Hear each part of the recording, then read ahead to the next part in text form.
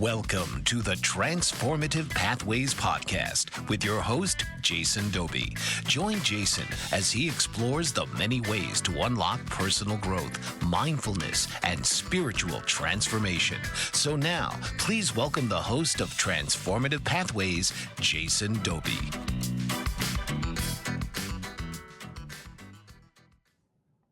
Hello, everybody, and welcome to the show. I'm your host, Jason Doby, founder of Transformative Pathways Life Coaching. Thank you so much for joining us today. Before we dive in, I want to let you know about something I think you're really going to want to check out. It's quick, it's easy, it's free, and it only takes 5 minutes. If you've been feeling stressed or overwhelmed lately, this will help you get some quick clarity on what's really going on beneath the surface. In just 5 minutes, you'll get personalized results, a simple action plan, and a few support tools you can start using right away. And there's also a free bonus for you waiting at the end. Just hit the link in the show notes to take my free 5-minute stress test today. All right, now let's get into today's episode. The topic for today is finding light through sound, personal growth, music, and community, with our guest, Mr. Pat Rees, who is joining us today from Ottawa, Ontario. Pat is a singer-songwriter, storyteller, and mental health advocate, originally from Peterborough, Ontario, and now based in Ottawa. With a background in criminal justice and a passion for personal growth, Pat has traveled the world collecting stories, lessons, and experiences that shape the music he writes today. Through his songs, Pat explores themes of vulnerability, compassion, and resilience, aiming to inspire deeper connection in a world that often feels emotionally disconnected. As an empath and highly sensitive person, he uses his voice and creativity to push back against a culture driven by superficial goals, offering instead a message of meaning, healing, and hope. Whether he's performing on stage or speaking on a podcast, Pat brings a genuine presence and a clear intention to remind others that they're not alone and that their stories matter. Pat, welcome to the show, my friend. Thank you so much for joining us today, man. Thanks so much for having me on, Jason. Privileged to be here. Awesome, brother. It's so great to connect with you again. All right, dude. Well, to start things off, do you want to share a little bit about your personal story and what led you to where you are today? Absolutely, man.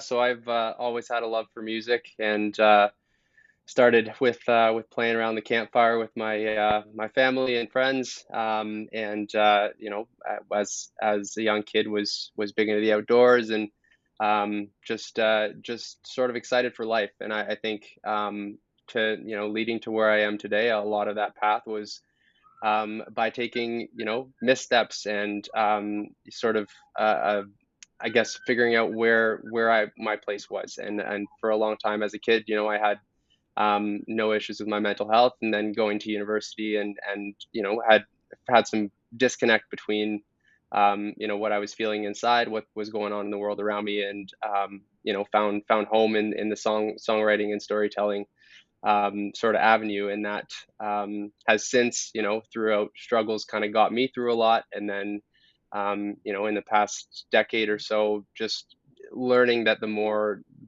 vulnerability and openness I gave to the world around me, the more I benefited, and the more it seemed like the relationships and the world and my small world around me kind of connected with who I was on the inside. So I guess a journey of self-exploration and learning from those wrongs to be able to find how to be part of the world in a way that makes me feel inspired and seems to inspire the people around me. That's amazing, man. That's awesome. And, at what point did you start writing heart-led sort of music? Like, was that in university, like the university time you said? Yeah, university.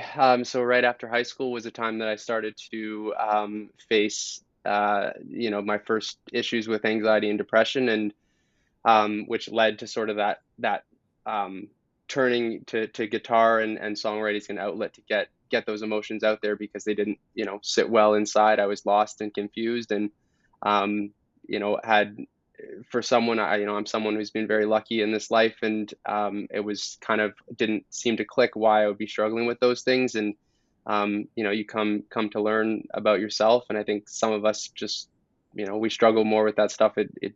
Everyone can handle a different amount of stress and pain in their life, and it can affect them in different ways. And everyone has like a different resting, sort of feeling of fulfillment or lack thereof. And I think that,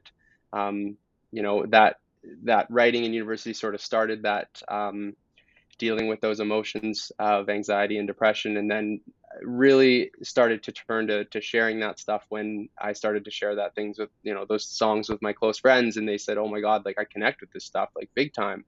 And Hmm. so then went from the feeling of, writing as a way to sort of get by and fight through these emotions and keep going, to something that became much bigger than just me getting through and dealing with these things, I guess.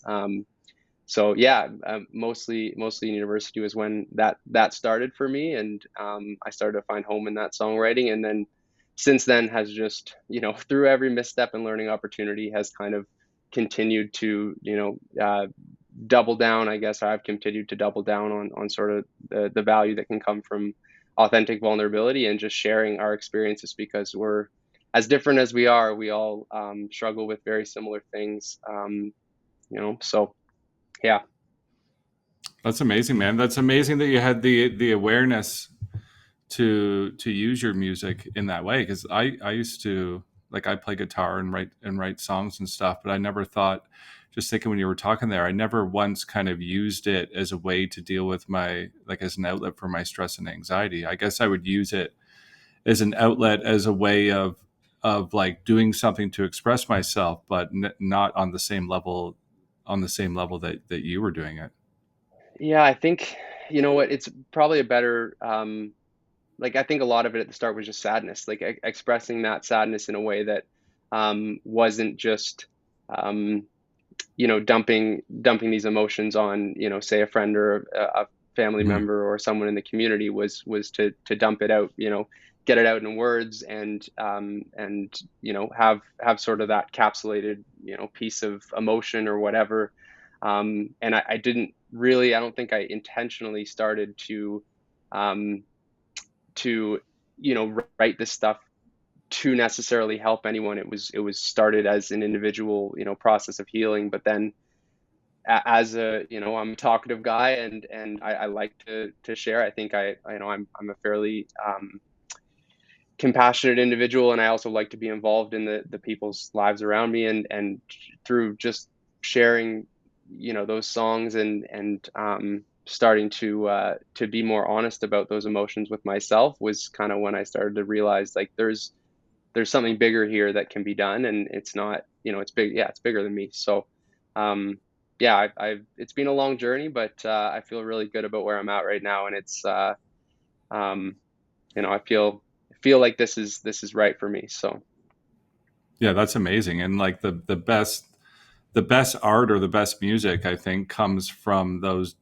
deep emotions. So that's amazing that you're tap into those negative emotions or that sadness.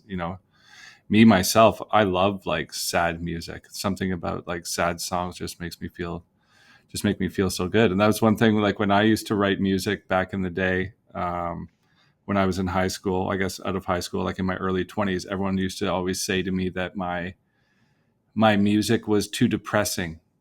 And then I think I pivoted from writing songs that were getting those like emotions out to trying to write music that other people would like. And then that's where I kind of like lost my footing. And then recently I've kind of picking up my guitar a little bit and getting back into it. And I still have those feelings come up, but I try to tell myself that like I'm doing this for me and not trying to write something for someone else. And the best expression comes from when you're just expressing what's going on inside you. So that was something that kind of uh, made me stuck with my songwriting, I guess. Just people kind of, maybe I played it for the wrong people, or it was too sad. But then I tell myself, like, I love sad music. And then I tell myself, like, if sad music makes me happy, then it's not sad music, it's happy music to me. That's what I tell my wife. So, no, absolutely. And I think, I mean, now I've kind of, in the last couple of years, or I guess last 3 or 4 years, I've kind of started to dabble in, you know, trying to make this as more of a career, because it's something that I find very empowering, and you know, fills my heart, and wakes me, you know, gets me out of bed in the morning, being able to write things that people connect to, and in the same way as, you know, sharing with them therefore leads to, you know, that feedback of vulnerability that connects, you know, makes deeper connections, and Mhm. feels very empowering. But in the last couple of years, getting into the industry, like the music industry, and meeting with producers, and that side of things, there's a lot in, you know, in our culture right now that, you know, is driven not necessarily by just the depth or of connection or anything like that, right? We have a lot, you know, of influences, I guess. And so it's interesting to see there's a lot of influences that push you to want to write about something that's a little more lighthearted, that's going to connect with everyone on a sunny day when everything's great. But and that is not to say I don't write about that stuff as well. But what I've found so far is that, you know, there's real depth in people's struggles a lot of the time, because that's what we're uncomfortable to share. We're all happy to share when we're all happy and everything's good. But when, you know, it's harder to talk about our loss and our grief and that side of things. So being able to find connection in that is super inspiring. Mhm. Yeah, and it's amazing how like a certain song can just uplift you or make you feel good or help you realize something. So yeah, it's pretty music is pretty powerful, Pat.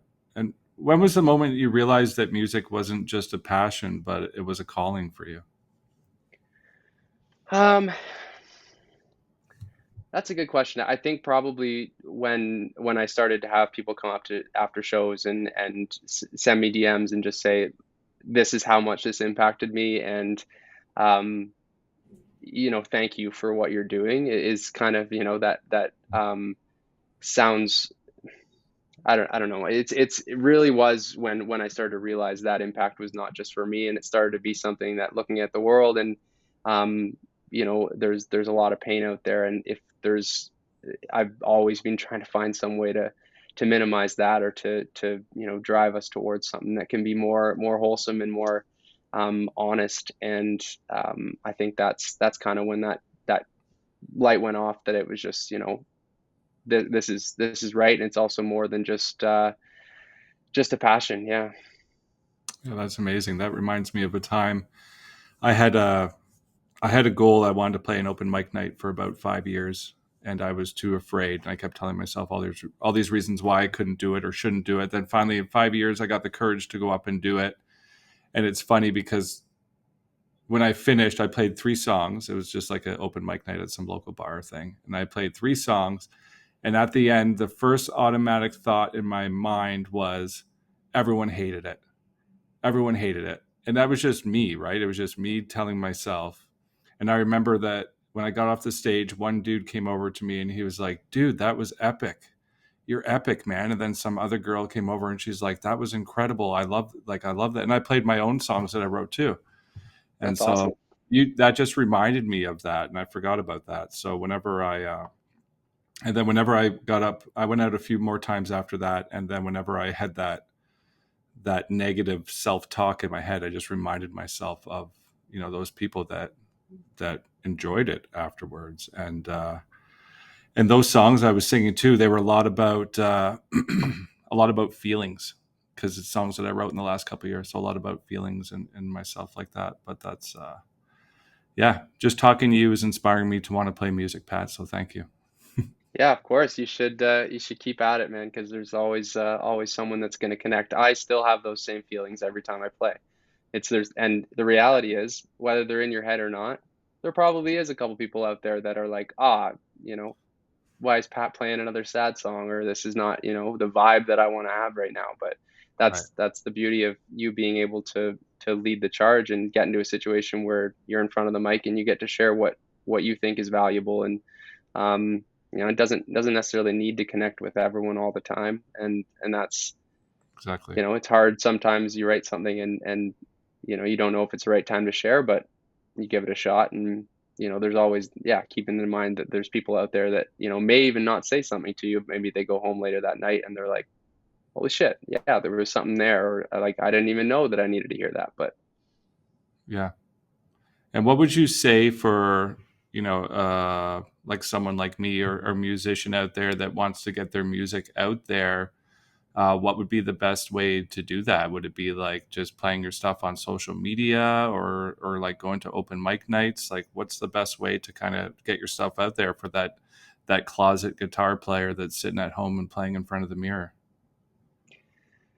Yeah, I think, I mean, talking about a music, trying to start a career in music, it's not something that, that's very easy right now. And to make something happen is, you kind of have to have, a million, or, say 5 or 10 revenue streams that are going to keep you afloat. But for people that just want to share their message and aren't so worried about the financial aspect of it, I think, um, start anywhere. Like any of those options you gave, in terms of going to find an open mic, or, inviting your friends over and saying, "Hey, I want to play you some songs because I want to get more comfortable with sharing them. I want to hear what you think, and I want to hear, how these impact you." I think, yeah, it seems like such a big thing to start. And then once you do, it's just, I still get nervous every time I play because I want to do my best, and I want to have the most impact possible. And I want to, reflect myself as best I can, as we all, try. But at the end of the day, we're all just showing up as we can. And I think just keeping in mind that, hey, if you're out there doing it, you're in a much better spot than if you're sitting at home. And you and I connected over, before on our call about struggles with addictions and things like that kind of pulled us farther away from the life and the person that we wanted to be. And Mhm. just recognizing that you're showing up, and that's the best you can do. Um, yeah, and just kind of going with the flow, because I've left probably 6 or 7 jobs to say, no, I'm gonna become a musician now. And I don't think that there's anything I've done that hasn't been in the step in the right direction, despite it feeling like a roller coaster, right? It's just how it goes. And yeah, every day you wake up, you just see what you can do to get your message out there and positively impact the world around you. Yeah, that's great. I can imagine it's uh, not an easy career to get started in and to keep going in. No, and that was hard for a long time, but I've kind of, accepted. I'm have a career right now that's outside of music. And it's like, I know you and I have both been pulling pretty long days for the last little while. But it's all just, it's not it's not really about getting exactly, what in our brains we, tells us we want. It's really just um trying to operate as best we can, and trying to show up as we can for the people around us, and have that little impact. So staying like, hard pinned to being like, I need to make a full salary for music, that pulled away from, well, no, I want to have an impact, and that's more important to me than anything else. So how can I still do that, and make ends meet at the same time?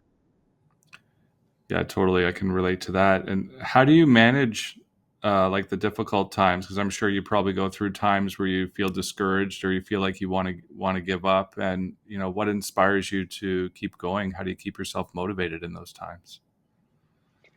Yeah, lean on a lot of people is the honest truth. I've got a very close knit group of friends, and support system that pull me through a lot of the time. And it's, even, on the chasing the vulnerability stuff. A lot of that the time, those things that I share are not comfortable to always have out there. I released a poem this spring that was probably the most vulnerable thing I've ever written. And like, you can hear me crying at the end. And it's not something that a guy wants everyone to know. But seeing the impact of, the ways that people connected to that, and that honesty and vulnerability of where I was at that time was, something that propelled me along as well. So remembering why I got into it at the first in the first place, kind of brings me back to that, reminder that, okay, now I'm in another situation or another day where I'm not showing up exactly how I tell myself I should.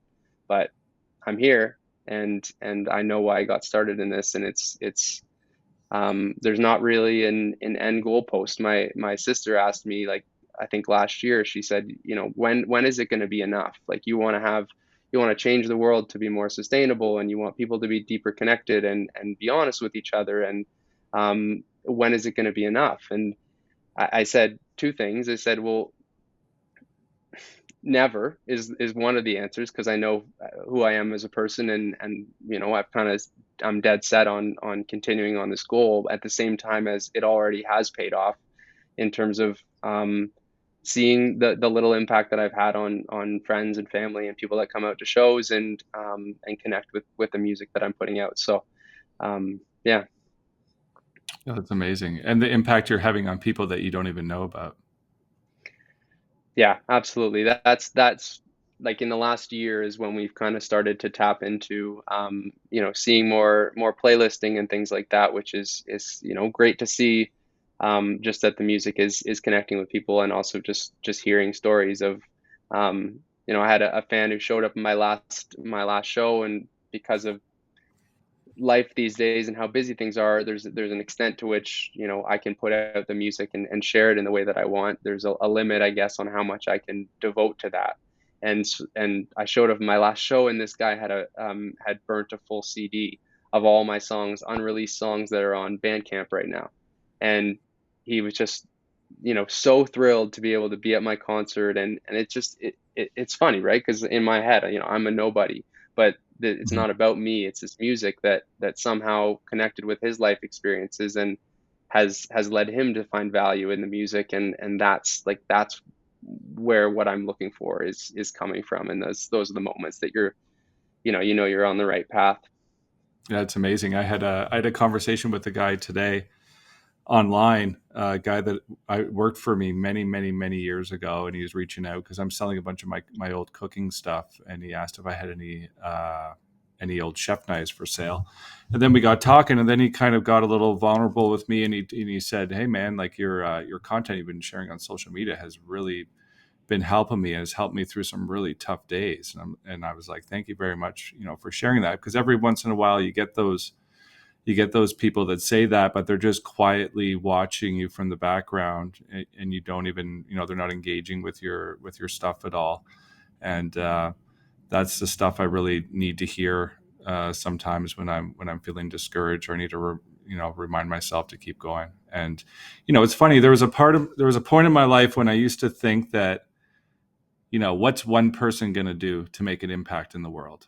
How can I change the world? And this is a long time ago when I was feeling super, super negative about everything. I can't do anything to change the world, and nothing I do is going to have an impact on anybody. And that's totally not true. And I think I have the same perspective as you on this now. Is one person can do a lot to change the world. What are your thoughts on that, Pat? Yeah. I think, I think for a lot of, my process in trying to share this has been taking on like too much, and you know, telling myself that I could and then expecting it.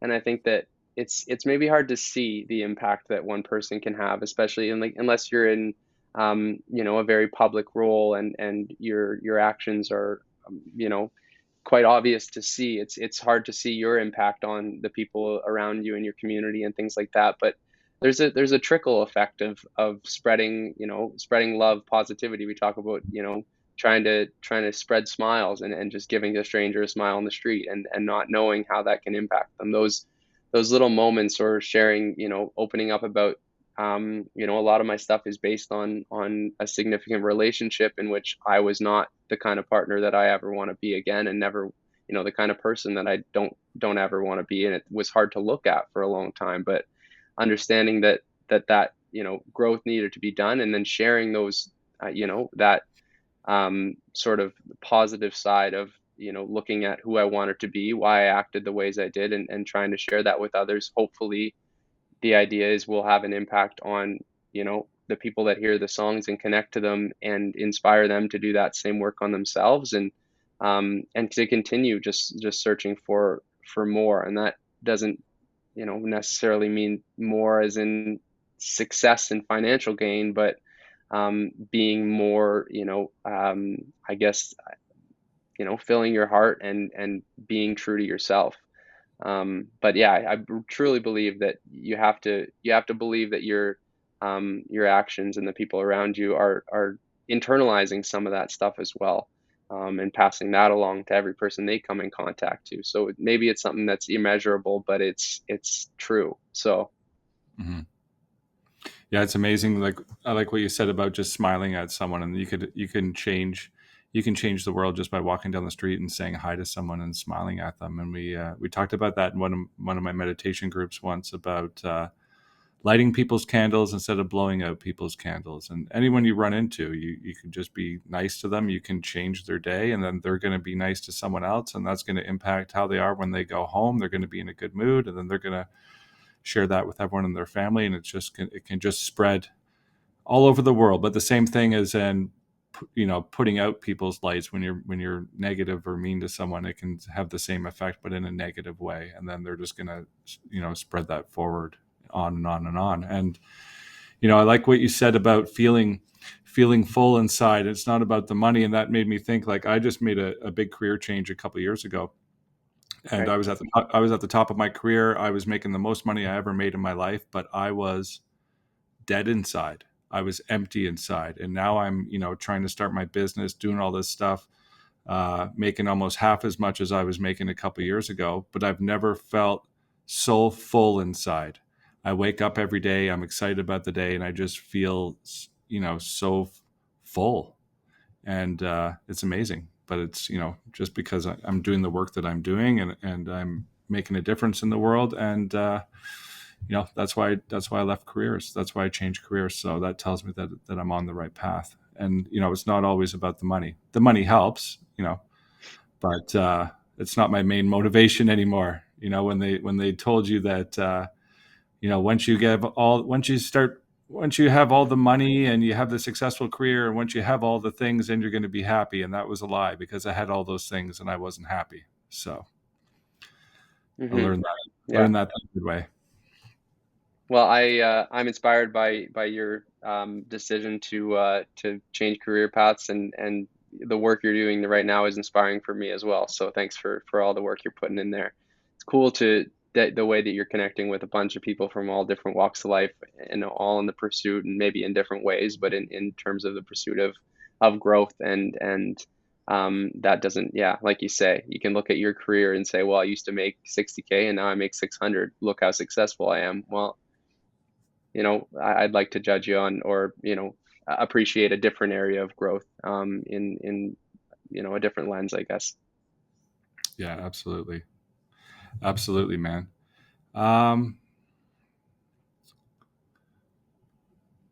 what was the moment that you began to shift from just expressing pain to seeking a deeper purpose? Sorry, I read the wrong question there. What was the turning point that you realized that you had to start living more intentionally? Um, for sure, when my first significant relationship ended, that was definitely a life-changing moment. Yeah, lost a relationship with someone that I was very much in love with, um, and to no fault of hers, I wasn't, the person that I thought I wanted to be. And it was a turning point in terms of, there's a whole lot of emotions in that, of embarrassment of how I acted, and who I was in those times, and the struggles that I kind of pushed away and didn't quite appreciate, in terms of addictions and things like that, that I'd kind of let grow and fester in ways that, days, our lives go really fast, even though it feels like some days are long. You Mhm. can go 6 months or 5 years or even more, and not kind of reflect on how you've changed over time, or how you're dealing with your frustration, and things like that. And in hindsight, I was far from the worst thing out there, like I thought I was at the time. But it still was a moment where I said, this is where I want to really change, the person that I'm being, and the ways that I'm interacting with the world around me. And what led to a lot of the first songs, which we're still getting out. I'm still getting out some of those songs and releasing some of those songs now, because they were meaningful and really powerful for me back then. But yeah, I think really it was that kind of triggered a change to look deeper. And I had a lot of different values. There was, wanting to write this music, but there was a big sort of feeling of wanting to be successful and be, I don't know, just like live into or grow into my potential. And a lot of that has kind of changed in the past couple of years since then, in terms of understanding that, there's a lot of different ways to grow, and some of those ways are sideways, in some sense, but they expand who you are as a person and make you better rounded and able to show up in the world the way you want to. So yeah, I think that, and a lot of chasing happiness. Like, that's another thing I wanted to touch on today, is just my, whether I've done a little bit of, tried antidepressants and things like that, but for the most part, I struggle to feel happiness a lot of the time, and growing into that and understanding that it wasn't happiness I was ever chasing, it was fulfillment. And so how do I, a cup that, is empty, um, can't be filled in the short term with me just, chasing these short term things. I think that's, one of the big things with addiction was escapism. I think there's a lot of that in this world these days, to try to get through the day, and just resorting to buying new things, or trying to feel something, in our bodies that is different than normal, is that was not the way that was going to lead me to living a life that I felt, very fulfilled in, and that was impactful and meaningful to the people around me. Yeah, I totally agree with that. And I think addiction, like drugs and alcohol, is a thing that's the only time people are happy, because they hate their job and they hate their life, and they go, do their thing, smoke a joint or have a few beers or whatever it is, and then you're instantly happy. But I think you nailed it on the head there. For fulfillment, when you're not fulfilled in your life, you have that emptiness. And we live in a world where we think that all these things are going to make us happy. If you buy this, you'll be happy. If you do this, you'll be happy. And I noticed that myself too. Like,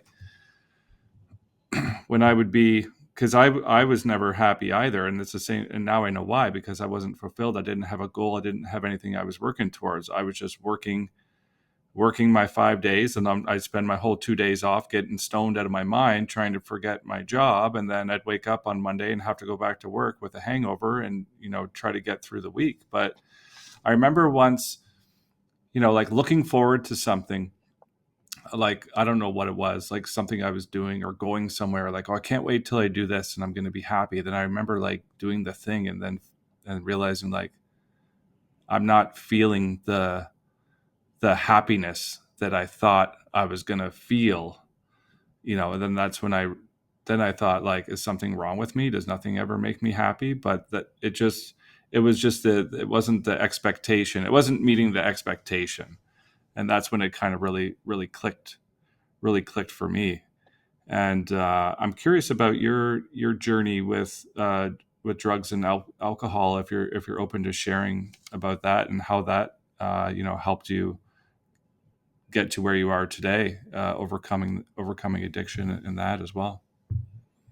Yeah, I guess just to comment on the end of that, I think overcoming addiction. I think if you're someone that struggles with addiction, it's kind of, as it's an ongoing battle, in terms of trying to constantly remind yourself that there's something more, to be had. And drugs are a tricky thing. I mean, you and I have both talked about the fact that, weed was one of those things that is so normalized, but can be crippling to your potential, your involvement in conversation, your involvement in other people's lives, and for others, it's the opposite. And so, that's probably, as minor as it seems to some, has been my biggest addiction. Now, I've struggled with a lot worse, but it's the one that has been crippling to developing my person, and showing up the way I want to for the people around me. Um, and yeah, I mean, I still struggle with a lot, with alcohol and drugs, and um, working in the restaurant scene, as is not an easy, place to be if you struggle with those kinds of things. And so, ongoing effort of trying to show up and be the person I want to be, while also being extremely aware, and have a solid grounding in why I'm not participating in a lot of those things.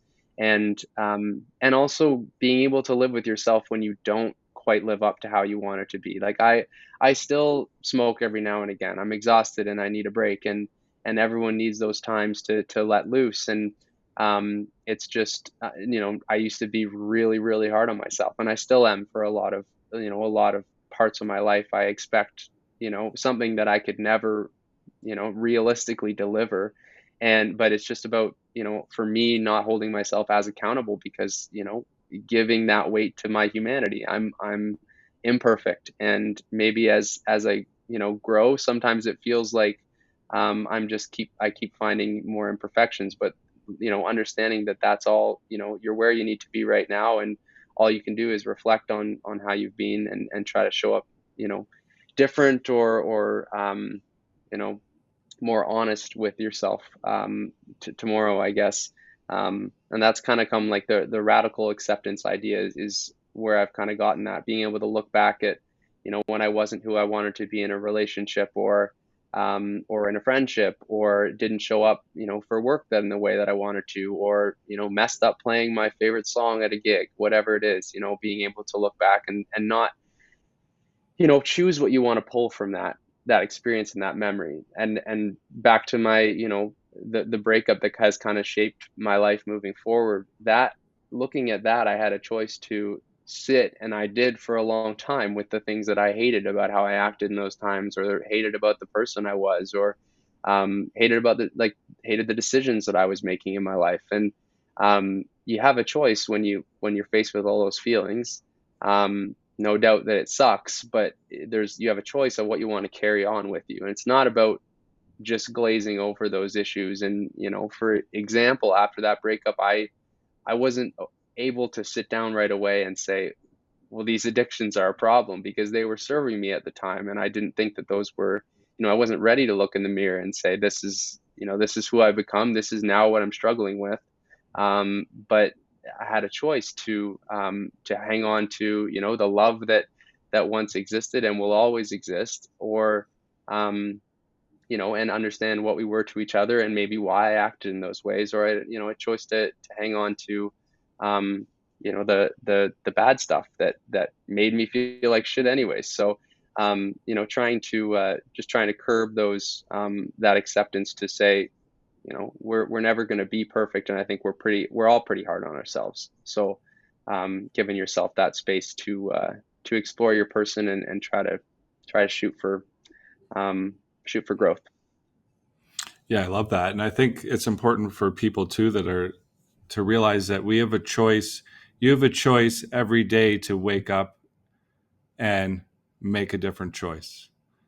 Like every day can be a new beginning for anyone struggling with that stuff. And we have this, I forgot about that. We have the same sort of thing with smoking weed. Like, I wish I could smoke weed casually. I wish I could drink casually. And I've been off alcohol now for 7 years almost. And I first quit drinking 12 years ago. And when I first quit drinking, I was sober for a couple of years, and I thought, okay, I'm just gonna see if I can have a glass of wine. And I tried to have a glass of wine with my wife on her birthday, and then that turned into a week later, I'm secretly drinking alcohol out of the liquor cabinet and getting hammered by myself again. And then a month later, I'm like hammered at the staff Christmas party, making a fool out of myself, and I have like a newborn baby. And then then I tell myself, okay, I have to make a choice here. Yeah, I fucked up, but I'm going to choose to, it sucks starting all over again, especially when you've been sober for 3 years, and then you fuck up and you got to start over again. But, I did that over and over and over again. And then I tell people now that every time I fell off the wagon or I started drinking again, it sucks. I got really depressed, got really down on myself, but then that just made me stronger for the next time. Then I quit drinking again. Then the next time I had that urge again, I would remember, okay, this is why I'm not going to drink again. And I play it in my head. Okay, if I have a drink, then this is going to happen. Then this is going to happen. Then tomorrow I'm going to wake up feeling like this. And it's the same thing with weed. And people think that weed is like, oh, it's not a drug, it's just weed. Like, it's not even a drug, man. Like, how can you be addicted to weed? But like, I don't know what it is. I'm like addicted to it. And it took me 2 years to quit smoking weed. And I quit for 6 months. I quit for like a month, and then 2 months, and then 3 months. And then something would happen. And it was always a feeling or an emotion that would pop up that would make me turn back to it. It was usually then I, learned that I'm trying to run away from something. So I'm using that to cope or to make me feel better or whatever it is. And I quit for 6 months last year. And I thought like I was done. I'm done. I quit for 6 months. Well, first I quit for 4 months, and then I went to a concert, and I was like, well, I can't go to a concert without bringing some joints with me. We went to a music festival. That was a bad idea. I got all stoned at this music festival. It was at Riverfest in Elora, and I saw all these people I went to high school with, and I was so stoned I didn't even talk to anybody because I was all in my head. I was all like, then afterwards I'm like, that was a waste, and I felt so stupid.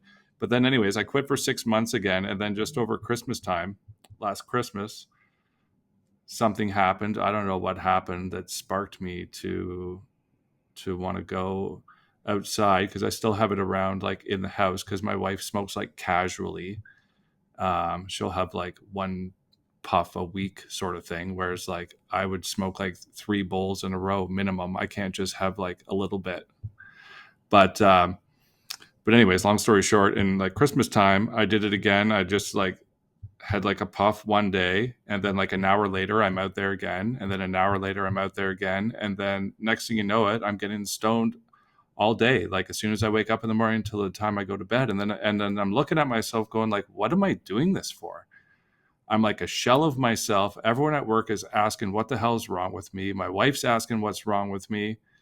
Everyone knows that something's fucked up with me. I'm still doing it. And I remember I'd say to myself, like, why am I doing this to myself? I'm just making my life harder. I'm trying to function in my everyday life because it wasn't like I would just come like smoke a little bit before I go to bed because like I said, I can't do that. It's all or nothing for me. And Mm-hmm. then, so anyways, it's been about 4 or 5 months now. I think it was like beginning of January when I stopped again. But then it's the same thing with alcohol too. It's like all those times where I started smoking again, and then I couldn't believe how much control it had over me. It's the only thing I thought about from the first thing I woke up in the morning and all day. And every time I had a chance, I was like a crackhead. I was like, what the hell is wrong with me? Because I had the awareness that I was doing it. But every time I had a chance, I was getting high. And they have these like stupid THC pens now. So it's so easy. You don't even have to spark up a joint. You can just have this pen in your pocket and walk around the corner and take a couple puffs off it. But Right. just I think crazy. your comment there about, I think is pretty good one. About like, I was like a crackhead, like that kind of is kind of big on what I think learning from that addiction and things like that. First of all, like good on you for because that's hard work, and it's I think it's different for everyone. But congratulations on being able to spend all that time working on the life and the person that you want to show up. And to your point about making it harder on yourself, I was there for a long time. I think when I finally said I want to stop smoking every day, I didn't sleep for like 10 days straight. Oh I yeah. couldn't. It was it was a part of my, routine, but also just something my brain began to expect. And that was, hard enough on its own just to not be sleeping and knowing that I had a solution. It wasn't something that I wanted to partake in. Um, but in the idea of vulnerability and understanding and compassion for other people and their experiences, like that's struggling with addiction. And I've always thought of myself as a compassionate person, but having those struggles ourselves and being able to recognize that a lot of the time it's while it seems intentional, it's not. And it's a survival instinct to try to get through, even as unhelpful as it may be. It might leave you on the side of the street with no support and no friends and family who are willing to try to pick you up anymore because you've proven time and time again that you can't be helped. But it's, we're all still, fighting for trying to be who we want to be inside. And I think that's, that compassion kind of helped, or the experience with addiction, helped me share to others about, this is the reality of why so many are stuck with substance, abuse issues, and try to, I don't know, try to connect with people that, maybe it seems like we have nothing in common with. Yeah.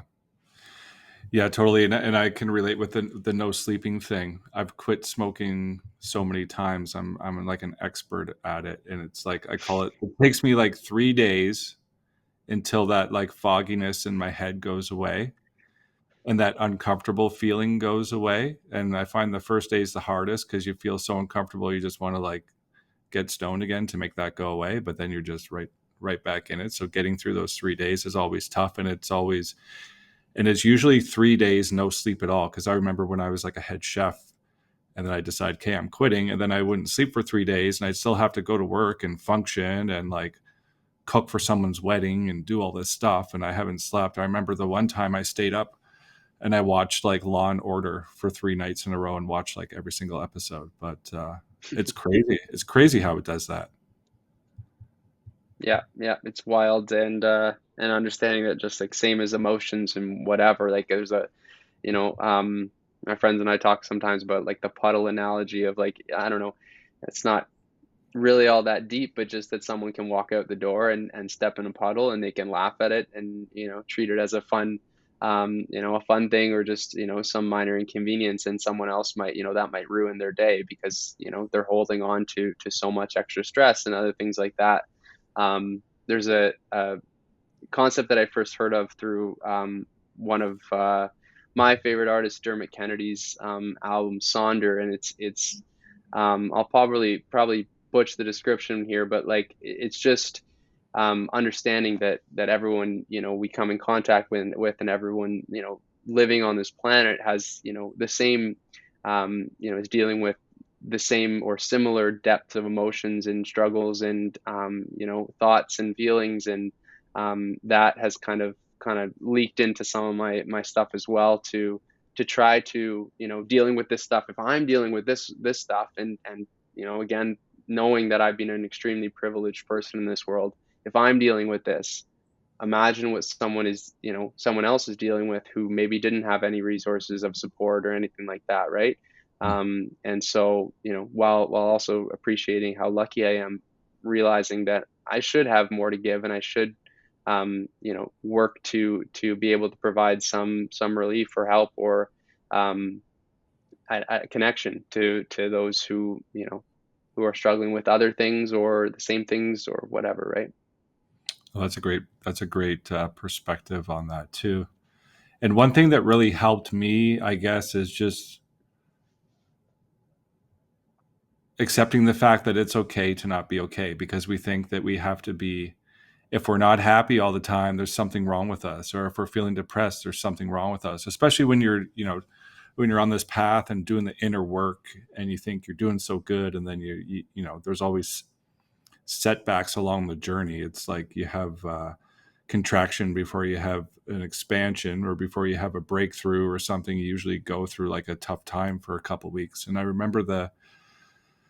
still remember the moment where I just kind of let myself like be okay with not being okay, and don't be so hard on myself, because we can be so hard on ourselves when we're in those moments, like, oh, what the hell's wrong with me? I'm doing all this work, I should be feeling good, I'm meditating every day, I'm journaling, I'm doing all this shit. But like, we're not always going to be feeling amazing every day. It's just like the weather. There's different seasons, there's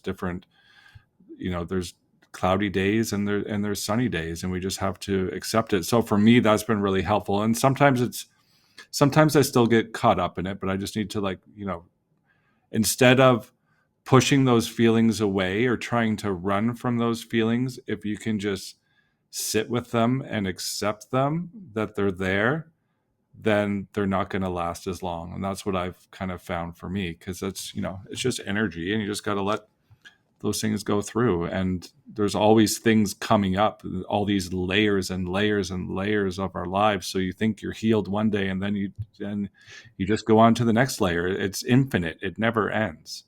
And Yeah. it's never going away. So that's something that's really helped me. And I think I use drugs a lot to escape from my feelings and not feel those things. And you know, I used to always say that smoking weed helped me with my stress and anxiety because I had a really high stress job. But then really it was actually just making my stress and anxiety worse. It might have helped me for a moment or for an hour, but you know, the next day it was just made my life more difficult, and I just kept turning to it, and it was a never-ending cycle.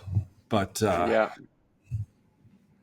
I think the I think for a lot of my stuff, when I really started to struggle with, you know, I think part of the stuff that happened when, you know, in my first relationship was, um, a lack of self-love, and you know, wanting to be this, um, you know, super emotionally mature and available person, and to sort of live up to this, you know, vision of my future self that I wanted to be.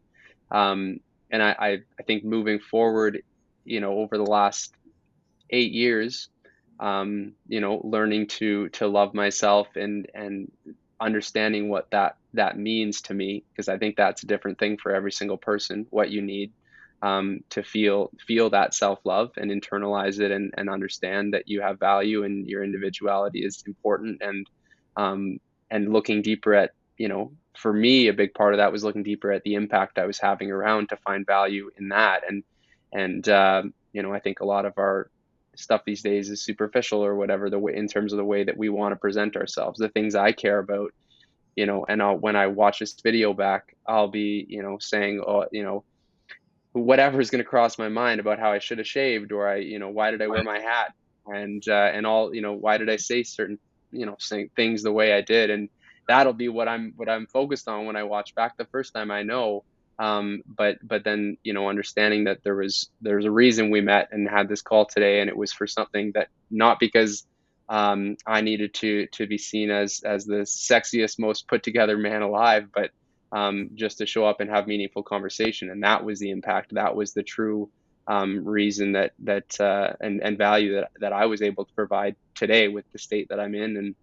Um, and that's been something to move me forward in my life, is not to um, just sort of say I love myself, and expect that that's internalized, but look at, um, you know, you know, for overcoming addictions, things like that.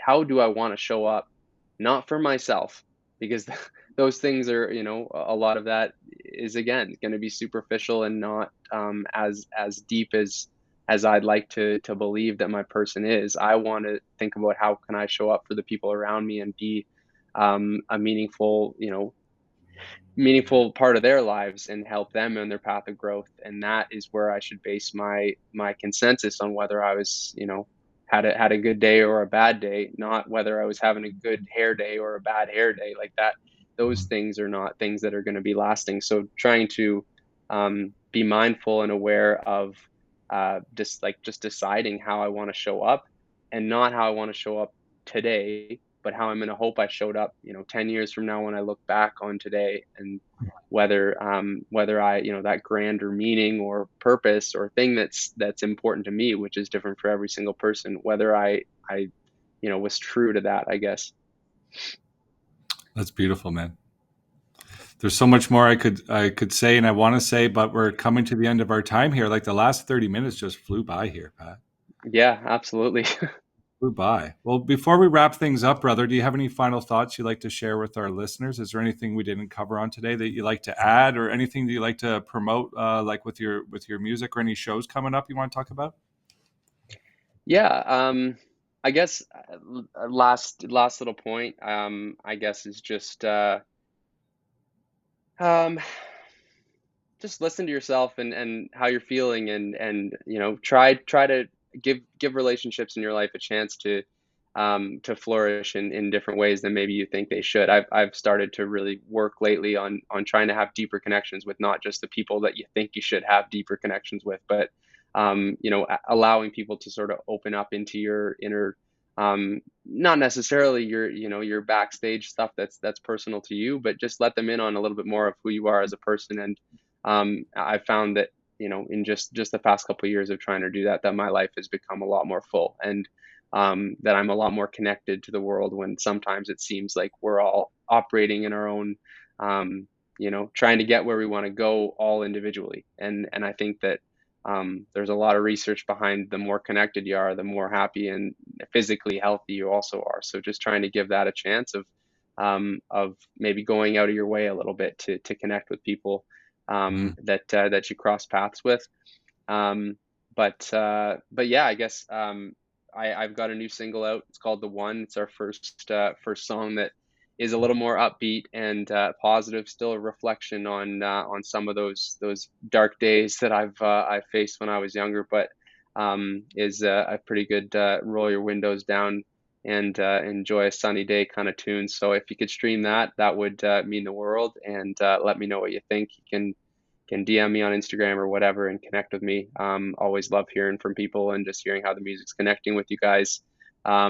And then have a couple benefit concerts. We have one on May 31st here in Ottawa, which is raising money for the youth services, youth mental health services in Ottawa, and also have a benefit concert we're doing in Peterborough on June 28th. So if you're around either of those two areas, come on out. Look forward to meeting you guys. Awesome, man. That's beautiful, Pat. And where can people find you if they want to connect with you, brother? Yeah, Pat Rees Music on pretty much everything. Pat Rees music.com and Pat Rees Music on Instagram. I mean, if you're looking to discuss any of the stuff we talked about today, or if you just connected with the music, I literally that's what fuels the drive here. So always really meaningful to hear how people are connecting and find other like-minded people. So beautiful, Pat. Well, it was great chatting with you today, man. All the best. We need to connect. I know you're super busy, but we need to connect again sometime soon. I love talking with you, and I'd love to keep in touch for sure, brother. Absolutely, Jason. Thanks so much for having me on today. It's been an honor and privilege. Thanks so much. Thanks, man. All the best. And for everyone listening, we'll include Pat's information in the show notes below. So make sure you connect with him and check out his music. And as always, if you'd like to connect with me, you can find me on Instagram at transformative_pathways. You can also find my link tree in the show notes below. It has everything in one place, including my socials, my email list, and access to my private community, The Mindful Path with Jason Doby. And a quick reminder before we wrap up, make sure you check out my free 5-minute stress test. Just hit the link in the show notes and check it out today. And if this episode sparks something within you and you're feeling called to explore your inner growth on a deeper level, I invite you to check out The Journey Within. It's my 12-week coaching program designed to help you break free from stress, self-doubt, and feeling stuck so you can live life with more confidence, clarity, and purpose. Just head on over to jasondoby.com or click the link in the show notes for more details. And if you enjoyed today's episode, we'd love it if you could like, subscribe, and follow us on your favorite listening platform. And if you'd like to support the show, we'd be so grateful if you could take a moment to leave us a review. It would mean so much to us and also help the show reach more listeners. And again, thank you so much for being with us today, and we look forward to connecting with you again soon. This has been the Transformative Pathways Podcast with your host, Jason Doby. Tune in each week for more insights, inspiring stories, and transformative journeys. Until then, keep exploring the path to keep your best self. Saturdays, 3 p.m. Eastern on the Bold Brave TV network, powered by B2 Studios.